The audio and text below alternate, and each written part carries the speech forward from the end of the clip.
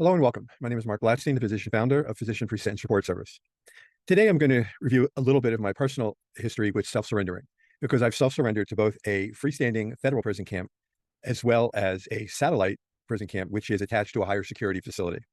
And the reason that I was able to, or don't want to say privilege, but the reason I had to surrender to both was because I decided, with the recommendations of my attorney, to not ask for an appeal of the sentence, but ask for an appeal of the indictment. In hindsight, I'm not sure how much benefit there would have been to appealing an indictment.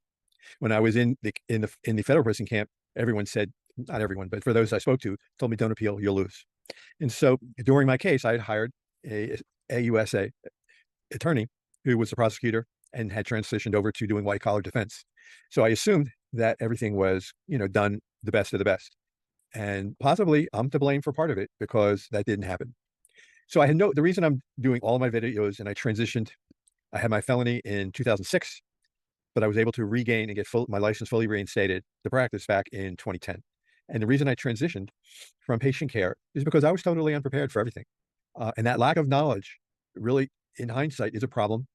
And as I speak with clients and talk to other individuals over the past number of years, unfortunately, there are good doctors and bad doctors. There are good attorneys, there are bad attorneys. Not all attorneys are going to understand the nuances of preparing you for when you prepare for your pre-sentence interview, from which the probation officer is going to draft your pre-sentence report.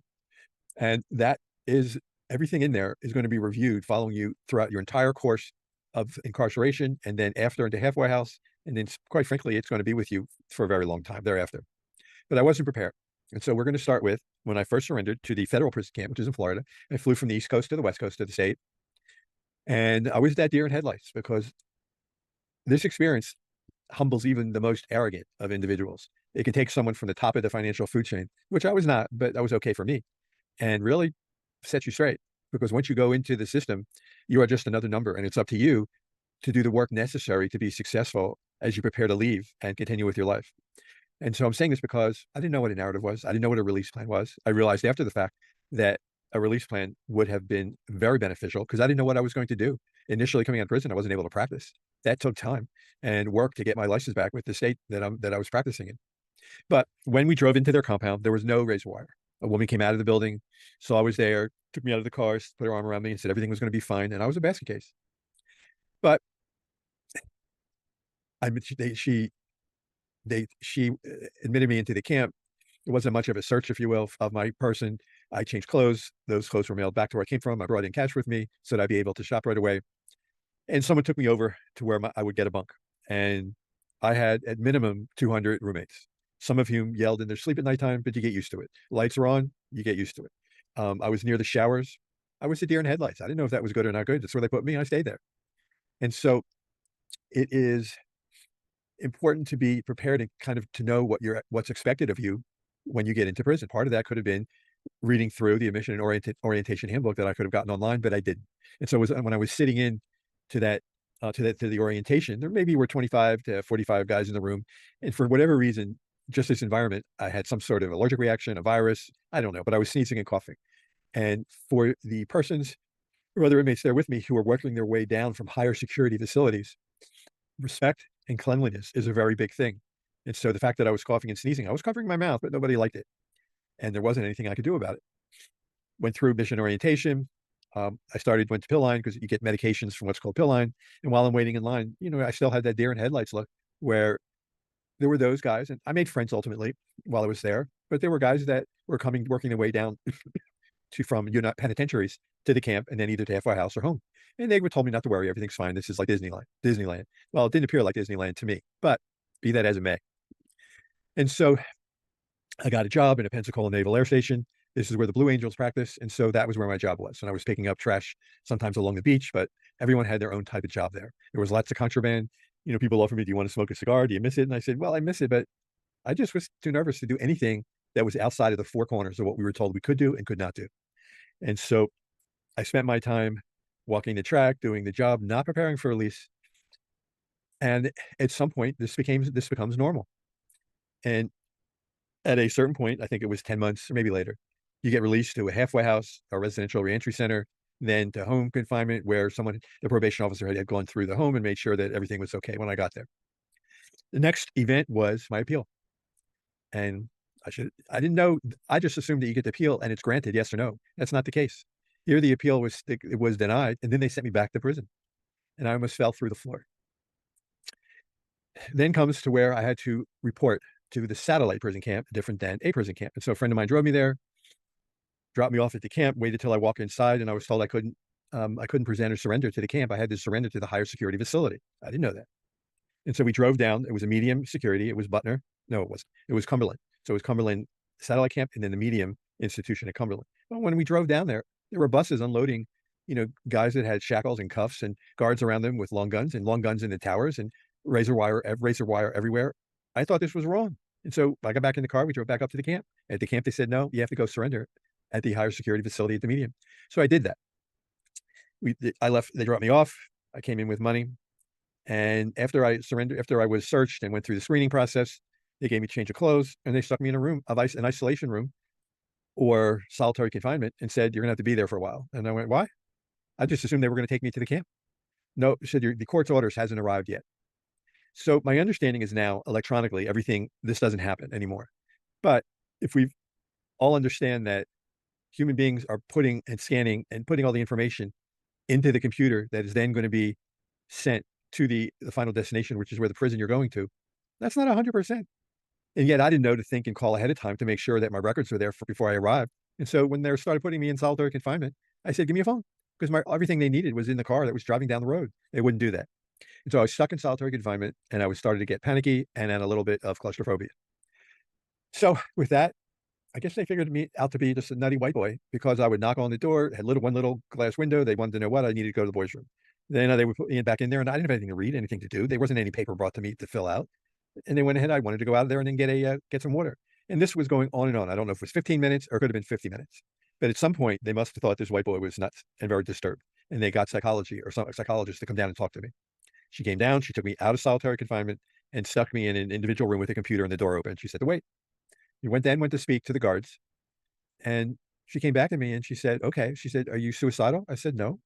Are you anxious? I said, very. Are you depressed? I said, yes. She said, why? I said, what do you mean, why? I've already been in a prison camp for how long I had to be there. I had an appeal. I lost it. I was told I had to come back here on a certain day. I'm here at the correct time.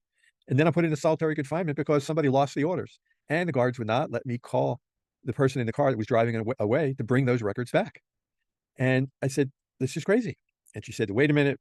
And she left me in there for another, I don't know, 2 minutes, 10 minutes, 20 minutes. Ultimately, at the end, she came back and they had someone there to escort me to the camp. So now I'm leaving the medium security facility. And as I approach the camp now, there's razor wire there also. There was none at the freestanding camp. And so my takeaway from Cumberland, or from these two facilities, is that if you go to a satellite camp first, you really don't know any better.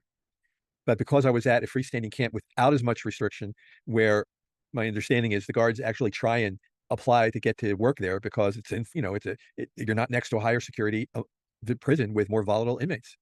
And so now that I'm going into the satellite camp, there's a tension in the air. I don't know how to explain it, but it's surrounded by razor wire. There's a small little quad. There is a track, but every time they're at the medium, where there's either a fight or a stabbing or there's fog, whatever the reason may be, everything gets locked down at one time. And so all of a sudden, from never having to be restricted into a building, I was, like everyone else, we were told we had to stay in our units. And that just began to give me claustrophobia, even though it was a larger area than just one room. In the satellite camp, there was maybe 16 little cubicles that had 3/4 walls with 2 bunk beds in each, two or three bunk beds in each. But what I was grateful for was that there was a dog trading program at Cumberland. And it's still there. But I've been around dogs my entire life, and so it helps ease whatever tension that you may have. And on top of that, every time that we were, the camps were closed down because of something at the medium, I would volunteer to take the dogs for a walk. And so that to me, was my first impression into the difference between a freestanding camp and a satellite camp. But beyond that, there's probably more programs available now with the First Step Act that you can take to qualify for an early release. But my understanding was also, in speaking to those that have been through the system in the subsequent years, is that the staff at the federal prison camp Pensacola are working very hard to get those that are in there out and home as soon as possible. And so I think that there is a difference. Appealing, I think that I made mistakes. I should have asked the attorney, if they have a 98% conviction rate, how many cases or appeals have you won? But I didn't. I didn't know what a narrative was. I didn't know what a release plan was.